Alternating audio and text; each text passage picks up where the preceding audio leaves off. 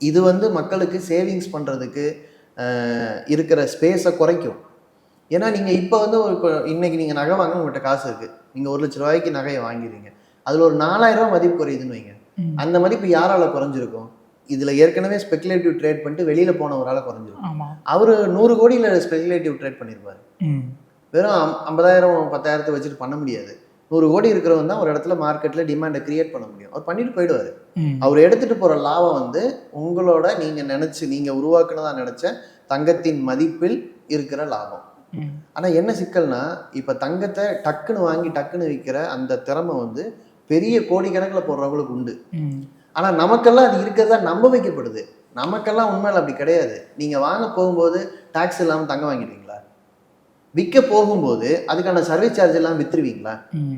ரெண்டுக்குமே நிறுவனம் தானே, அந்த கம்பெனிக்கு ப்ராஃபிட் புக் பண்ணி தானே அது பண்ணும். உங்களுக்குன்னு சேவையா பண்றாங்க.